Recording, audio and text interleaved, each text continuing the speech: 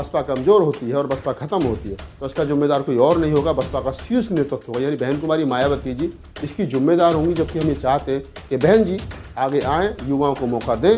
चंद्रशेखर जैसे और तमाम लोग जो देश भर में काम कर रहे हैं, परिवार के मुँह से बाहर निकलें।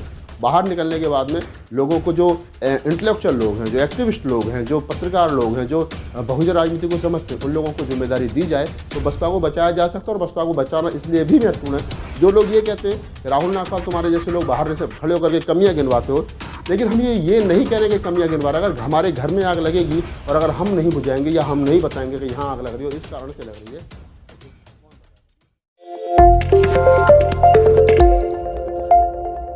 बहुजन समाज की राजनीति में चंद्रशेखर रावण क्या अपना स्थान बना पाएंगे या उनका हश्र भी वैसा ही होगा जैसा कि मान्यवर साहब काशीराम और मायावती के बाद में बहुजन समाज की राजनीति करने वाले लोगों का हुआ है। जी हाँ दोस्तों, मैं राहुल नागपाल और आप देख रहे हैं हमारा यूट्यूब चैनल बोल 85। आज का जो वीडियो है वो इसी बात पर है क्योंकि कल 12 तारीख को चंद्रशेखर ने भोपाल में एक हुंकार रैली की थी आरक्षण को लेकर के। उससे पहले करणी सेना ने वहाँ रैली की थी और उन्होंने भीम आर्मी और तमाम बहुजन संगठनों को ललकारते हुए कहा था कि अगर आप में दम है तो आइए और आरक्षण पर बहस कीजिए। इसी को लेकर के चंद्रशेखर ने आह्वान किया था कि हम उसी मध्य प्रदेश के भोपाल में भील मैदान जिसको कहा जाता है वहाँ पर रैली करेंगे और समय टाइम निर्धारित हुआ सुबह 11 बजे 12 फरवरी 2023।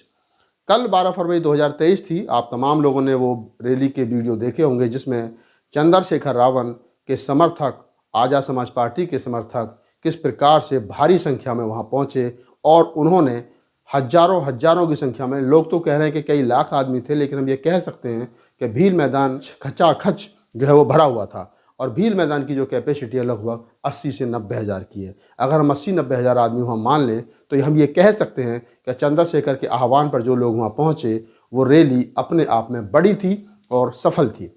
अब मैं एक बात और कर देता हूँ जो मैंने इस वीडियो के स्टार्टिंग में कही कि इस रैली को करने की ज़रूरत क्या पड़ी। इस रैली को करने की ज़रूरत इसलिए भी पड़ी क्योंकि मध्य प्रदेश, राजस्थान और इनके अलावा अन्य कई राज्यों में चुनाव है, लेकिन खास तौर से मध्य प्रदेश और राजस्थान 2 राज्य इसलिए महत्वपूर्ण है क्योंकि दोनों हिंदी भाषी हैं। और यहाँ पर पहले भी बहुजन समाज की राजनीति जो है वो अपने एक कहीं ना कहीं मुकाम तक पहुँची है। मान्यवर साहब काशीराम जब बहुजन मूवमेंट चला रहे थे और बहुजन समाज पार्टी को लेकर के वो खासे तौर पर गली गली, गांव शहर जा रहे थे उनकी अपने बहुजन महापुरुषों की विचारधारा को लेकर के, तो मध्य प्रदेश एक ऐसा स्टेट है जहां 2008 के आसपास बहुजन समाज पार्टी एक बड़ी ताकत के रूप में उभरी थी। हालांकि फूलचंद बरैया और बहन कुमारी मायावती जी के बीच जो विवाद हुआ उसके चलते बसपा वहाँ आज हाशिए पर है और वहाँ के कोऑर्डिनेटर और जो पदाधिकारी उनके चलते, जैसे अमूमन हर प्रदेश में बसपा का हाल है वही हाल आज मध्य प्रदेश में भी है। अब यहाँ देखने वाली बात यह है क्या चंद्रशेखर रावण अपने आप को भारतीय राजनीति में, खासतौर से बहुजन राजनीति में, बहुजन समाज की राजनीति में, SC ST OBC माइनॉरिटी की राजनीति में क्या वो अपने आप को स्थापित कर पाएंगे। तो इसके लिए हम थोड़ा सा पीछे चलते हैं और 2017 से लेकर के और 2023 में हम लोग खड़े हैं, यानी लगभग 6 साल में जो चंद्रशेखर का ग्राफ रहा है वो क्या कहता है। समाज उनको कहीं ना कहीं आप ये देखेंगे कि एक योद्धा के रूप में, समाज की लड़ाई के रूप में अगर वो लड़ते हैं, एक संघर्षशील, एक आंदोलनकारी के रूप में तो स्वीकार करते हैं, लेकिन अगर वो राजनीतिक रूप से सामने आते हैं तो उनका कहीं ना कहीं समाज स्वीकार नहीं करता है। यहाँ 2-3 उदाहरण हम लोग ले लेते हैं। जब उनकी आज़ाद समाज पार्टी उत्तर प्रदेश में 2021 में, शायद लगभग 2021 में जो उपचुनाव बुलंदशहर विधानसभा सीट का हुआ था, उस पर वो लगभग 11-12 हज़ार वोट ले पाए थे, उनकी पार्टी ले पाई थी। और वहाँ पर जो आदमी उस समय चुनाव लड़ा था उसकी अपनी भी पकड़ थी। बाद में इस बार जब चुनाव हुआ तो आपको मालूम है कि चंद्रशेखर रावण खुद विधानसभा का चुनाव लड़े थे और उनका क्या हश्र हुआ के साथ 3300 या 3400 वोट उनको खुद मिले थे। जबकि लोग बसपा से नाराज थे, बहन जी से अच्छी खासी नाराजगी थी, तो विकल्प के रूप में चंद्रशेखर रावण को चुन सकते थे। लेकिन चंद्रशेखर रावण को लोगों ने विकल्प के रूप में, राजनेता के रूप में स्वीकार नहीं किया उत्तर प्रदेश में, और लोगों ने गठबंधन को वोट देना पसंद किया। गठबंधन, अखिलेश यादव और जो उनका गठबंधन था उनको वोट देना पसंद किया, लेकिन किसी भी हालत में उन्होंने चंद्रशेखर को नेता अपना स्वीकार नहीं किया। पूरे उत्तर प्रदेश में उनको कितने वोट मिले, शायद 0.5% भी वोट चंद्रशेखर रावण को नहीं मिले।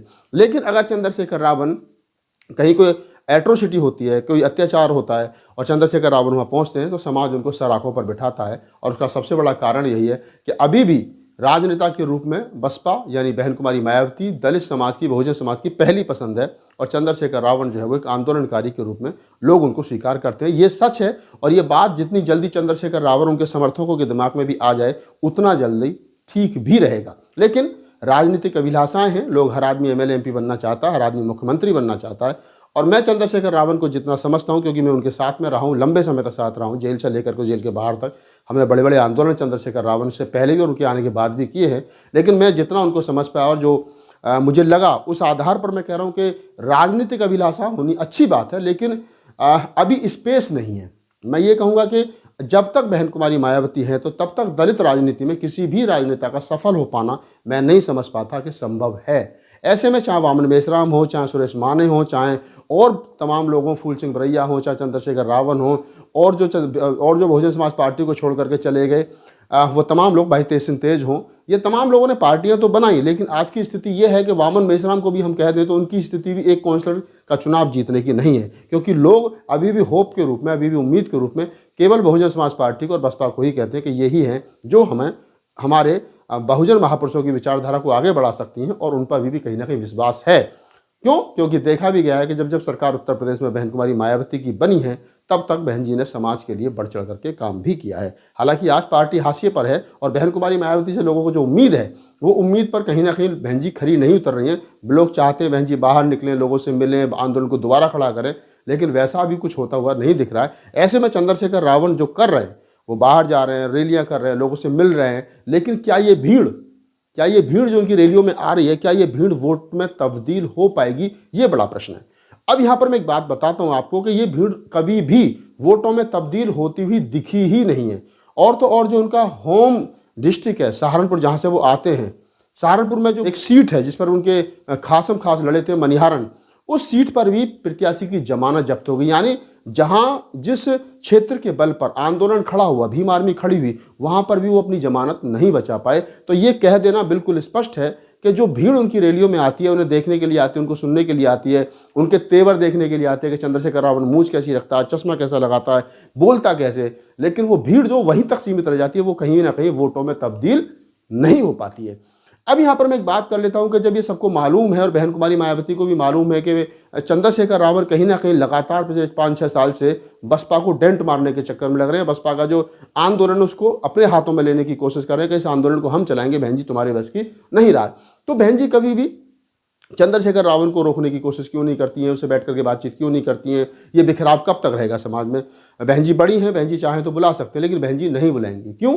अब इसके पीछे का भी आप लॉजिक समझ लीजिए। इसके पीछे का लॉजिक यह है कि बहन जी को मालूम है कि चंद्रशेखर रावण के साथ जो 18 से 25 साल का यूथ है, ये 18 से 25 साल का यूथ चंद्रशेखर को देखना, सुनना, मिलना चाहता है, उसके साथ सेल्फी खिंचवाना चाहता है। लेकिन जब जब वोट देने का नंबर आता है तो उनको सिर्फ एक ही चुनाव चिन्ह दिखाई देता है, और वो चुनाव चिन्ह है हाथी। तो बहन कुमारी मायावती भी उसी ढर्रे पर चल रही है। उन्हें मालूम है कि मेरा वोटर मुझे छोड़ करके कहीं जाने वाला नहीं है। अगर जाता तो 2022 के चुनाव में उनके पास में विकल्प के रूप में चंद्रशेखर रावण था, लेकिन चंद्रशेखर रावण की आज़ाद समाज पार्टी को दलित समाज ने एक तरफा नकार दिया। उन्होंने अखिलेश को वोट देना पसंद किया, लेकिन चंद्रशेखर रावण को वोट देना कतई भी पसंद नहीं किया।